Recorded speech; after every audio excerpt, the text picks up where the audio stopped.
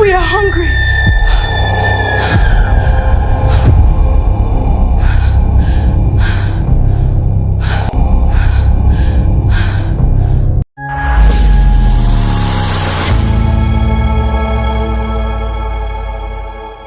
In a peaceful village called Tano, where children played under mango trees and women sang while they cooked, lived a young woman named Essie.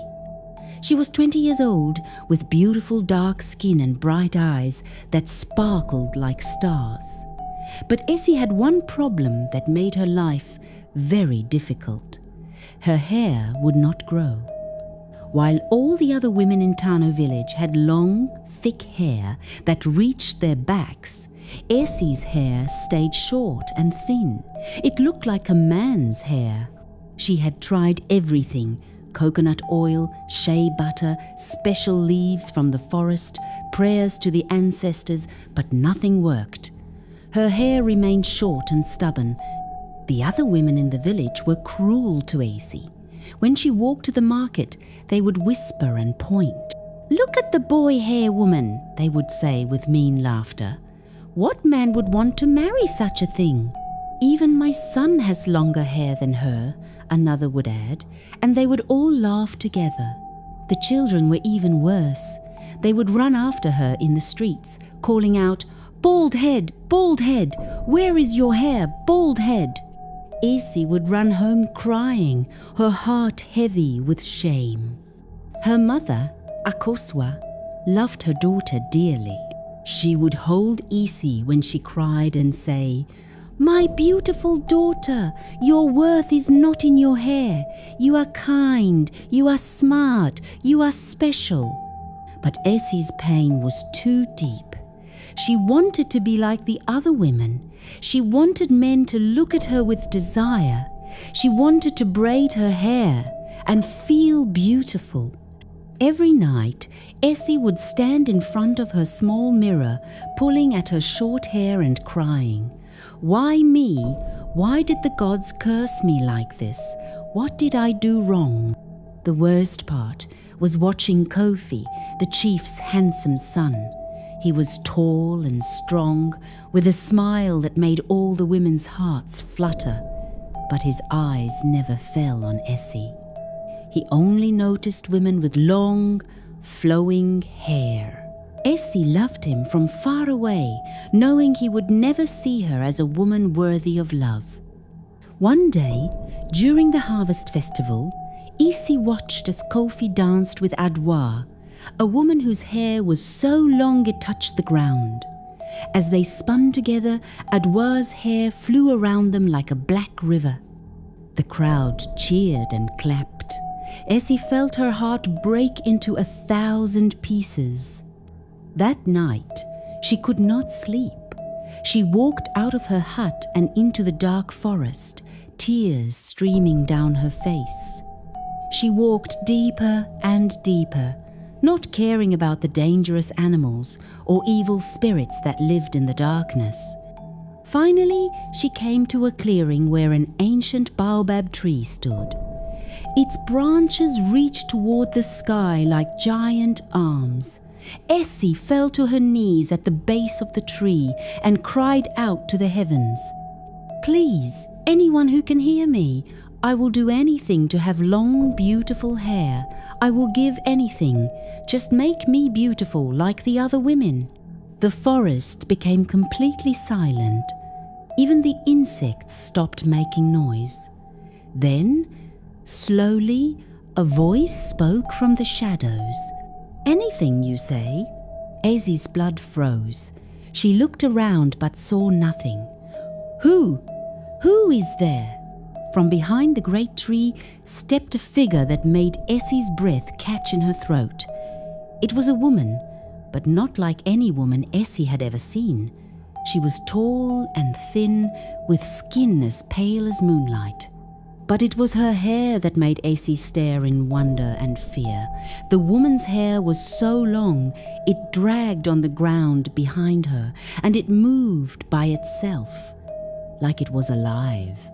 In the moonlight, the hair seemed to glow with its own light. "I heard your prayer, child.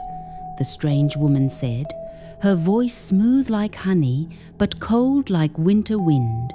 "You want beautiful hair, yes?" AC nodded, unable to speak. The woman smiled, showing teeth that were too white and too sharp. "I can give you hair more beautiful than any woman in your village. Hair so long and thick that men will fight wars just to touch it. Hair so magnificent that other women will weep with jealousy." "Yes," Isi whispered. "Please, yes. But such beauty comes with a price," the woman continued, her glowing hair moving around her feet like snakes.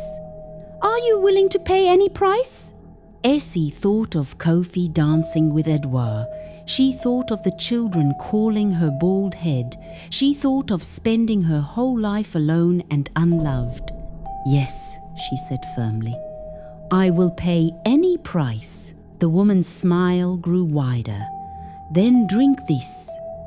She pulled out a small clay pot filled with thick, dark liquid that smelled like rotting flowers. Essie took the pot with shaking hands. The liquid inside seemed to move by itself, swirling like it was alive. Fear crept into her heart, but her desire for beauty was stronger. She lifted the pot to her lips and drank every drop. The taste was horrible, like drinking mud mixed with blood. Her stomach immediately felt sick, and her head began to spin. "What have you done to me?" she gasped, falling to her knees. "I have given you what you asked for," the woman said, already fading back into the shadows. "Remember, child, you said you would pay any price." Essie tried to call out, but the woman was gone. The forest was silent again. Essie felt weak and dizzy. She managed to stumble home and fell onto her sleeping mat, passing out immediately. When she woke up the next morning, her scalp was itching terribly. She scratched at it, and to her amazement, she felt hair. Real hair. She ran to her mirror and gasped. Overnight, her hair had grown to her shoulders. It was thick and black and beautiful. "Mother! Mother, come quickly!" she called. Akosua rushed into the hut and stopped dead when she saw her daughter. "Essie, your hair! How is this possible?" "I prayed to the ancestors," Essie lied, not wanting to tell her mother about the strange woman. "They finally answered my prayers." Her mother frowned. Something felt wrong about this sudden change, but seeing her daughter's joy, she said nothing. That day, when Essie walked through the village, people stopped and stared. Her hair was beautiful, thick and shiny and perfectly even. The same women who had mocked her now looked at her with envy. "How did she grow her hair so fast?" they whispered. But the biggest surprise came when Kofi saw her. His eyes widened with interest, and for the first time in her life, he approached her. "Essie," he said with a charming smile, "you look different. Beautiful." Essie's heart soared. Finally, the man of her dreams was noticing her. But that night, something strange happened. As Essie slept, her hair continued to grow. By morning, it had reached her waist. She was amazed and delighted. The longer her hair grew, the more beautiful she felt. However, as days passed, Essie began to notice odd things. Her hair grew faster and faster. Every day, it was longer than the day before. Soon it reached her ankles, then began to drag on the ground behind her. "This is too much," her mother said with worry. "Hair should not grow this fast. Something is wrong." But Essie didn't listen. She loved her long hair. She loved how people stared at her in amazement. She loved how Kofi now visited her every day, bringing her gifts and sweet words. "You are the most beautiful woman in all the land," he would say, running his fingers through her magnificent hair. "Your hair is like black silk spun by the gods themselves."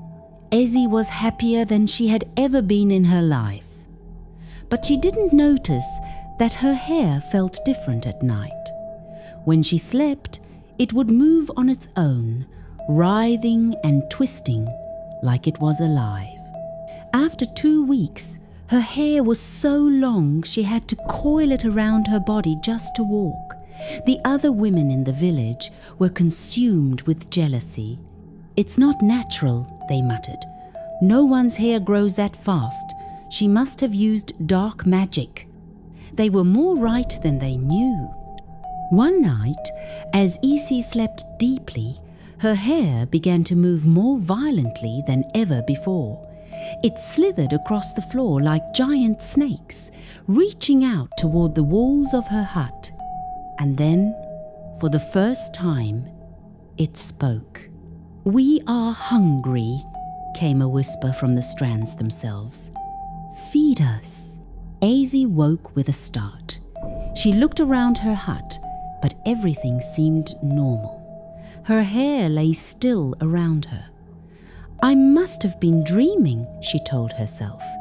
But the next night, she heard the voices again. This time, they were clearer. "We need food.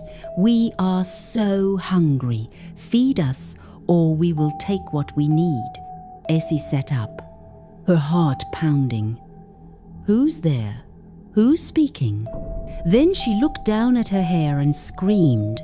It was moving, writhing like a nest of black snakes, and from each strand came tiny whispers. "Feed us, feed us, feed us." Easy tried to grab scissors to cut her hair, but the moment she touched the blades, the hair wrapped around her wrists, holding her down. "You cannot cut us," the voices hissed. "We are part of you now. We are hungry. Bring us food." "What kind of food?" Essie asked in terror. The hair moved closer to her face, and she could feel its unnatural warmth. The kind that screams. Essie's blood ran cold. She finally understood the price she had agreed to pay. The next day, Essie tried to act normal, but she was terrified. Her hair had grown even longer overnight. Now it filled half her hut. She had to pile it up just to move around. And all day, she could hear the faint whispers.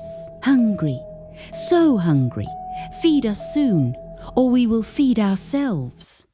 That evening, as Essie sat outside her hut trying to think of what to do, her little neighbor, Kwame, came running over. He was only 7 years old, with bright eyes and a cheerful smile. "Sister Essie," he called happily, "your hair is so long and pretty. Can I touch it?" "No," Essie said quickly, but Kwame was already reaching out his small hand.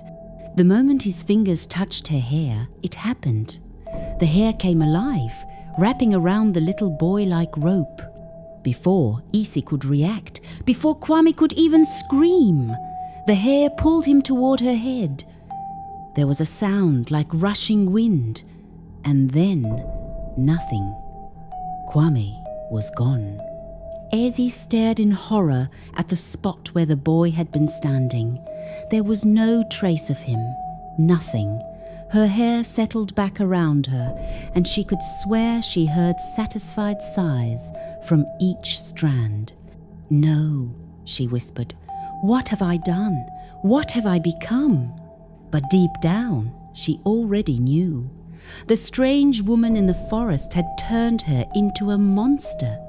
Kwame's mother came looking for him that evening. "Essie, have you seen my son? He said he was coming to see your beautiful hair." Essie's mouth was dry as sand. "No, Auntie, I haven't seen him." The woman searched all night, calling Kwame's name. The whole village joined the search, but the little boy was never found.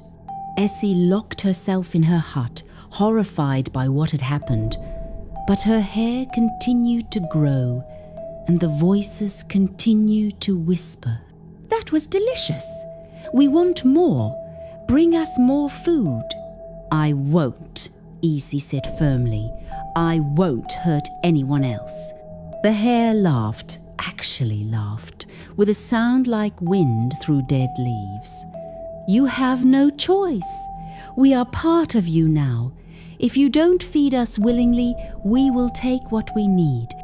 That night, Essie tied her hair up as tightly as she could and tried to sleep.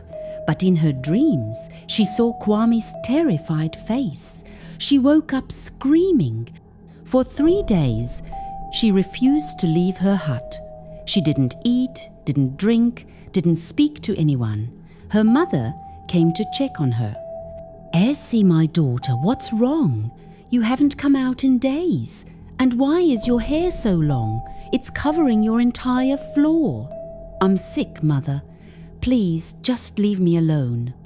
But her mother was worried. That night, she decided to bring Essie some soup. She pushed open the door of Essie's hut and stepped inside. The hare was waiting. Before Akosua could even gasp, thick strands wrapped around her legs, her waist, her arms. Essie woke to her mother's screams, but it was too late. The hare was already pulling Akosua toward its hungry mass. "No, Mother, no!" Essie cried, trying to grab her mother's hands. But the hare was too strong, and she was too weak from not eating. In moments, her beloved mother was gone, consumed by the monster that lived on Easy's head. Easy collapsed to the floor, sobbing, "What have I done? What have I become?" The hair settled around her, longer and thicker than ever. It seemed satisfied, content. "Good," the voices whispered. "We are stronger now. Soon we will need more." "I'll kill myself before I let you hurt anyone else," Acey sobbed. "You cannot die while we live," the hare replied coldly. "We are keeping you alive. You are our host, our vessel, and we are still very, very hungry." By morning, the villagers were searching for Akosua. When they couldn't find her, they came to question Essie. But when they saw her hut, they gasped in fear. Her hair had grown so long, it was pushing through the windows and door. It filled the entire hut and spilled out into the yard like a black river. "Essie!" called Kofi from outside. "What's happening in there? Where is your mother?" Essie wanted to warn him to stay away, but her hair had other plans. Several strands shot out through the door like striking snakes, wrapping around Kofi before he could run. "Essie, help me!" he screamed as the hare dragged him toward the hut. "I'm sorry," Essie whispered, as the man she had loved disappeared into the hungry mass of her hair. "I'm so sorry." Now the villagers were truly terrified. 3 people had disappeared, and all anyone could see was Essie's hair growing thicker and longer, spreading through the village like a plague. The village elders called an emergency meeting. "This is dark magic," said the oldest elder. "That girl has brought evil into our village. We must stop her before she kills us all," said another. "But how do you fight hair that moves on its own? Hair that can grab you from a distance? Hair that seems to be alive?" They tried fire first. A group of brave men approached Easy's hut with torches, hoping to burn the hair. But the moment the flames touched it, the hair simply absorbed the fire, growing even stronger. They tried cutting it with machetes and knives, but the hare grabbed their weapons and pulled the men close. 4 more villagers disappeared that day. By now, Essie's hair covered half the village. It crept along the ground like thick black vines, reaching into huts, wrapping around anyone who came too close. The surviving villagers huddled in the chief's compound, terrified to venture out. Essie herself was barely human anymore. The hair had grown so thick around her that she was lost inside it, like a spider in the center of a web. She could hear everything. The screams of her victims, the terror of her people, the satisfied whispers of her hair as it fed and grew stronger. "Please," she begged the hair, "please stop. You've taken enough." "We are never full," the voices replied. "We will eat until nothing remains, and then we will spread to other villages, other lands. We will cover the earth with our hunger."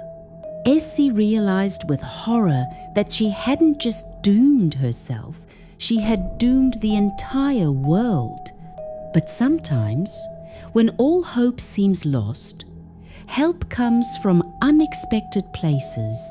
The village had one last hope: Nana Osei, the oldest and wisest man in all the land. He was nearly 90 years old and was said to have magic in his blood. When word reached him about the hair monster that was destroying Tano village, he gathered his most powerful herbs and charms and made the long journey to help. He arrived to find a village in ruins. Black hair covered everything like a plague, moving and writhing, searching for victims. The few surviving villagers were trapped in the chief's compound, afraid to step outside. "Old man, run!" they called to him. "Don't come any closer, the hair will take you too." But Nana Osei was not afraid. He had seen dark magic before, and he knew how to fight it. He pulled out a small drum and began to beat it in a rhythm that seemed to make the hair pause. Then he started to chant in the old language, words of power that his grandfather had taught him. The hair began to writhe more violently, as if the words were causing it pain. Deep inside the mass of hair, Essie heard the chanting and felt a spark of hope for the first time in weeks. "What is that sound?" the hair voices hissed angrily. "Make it stop!"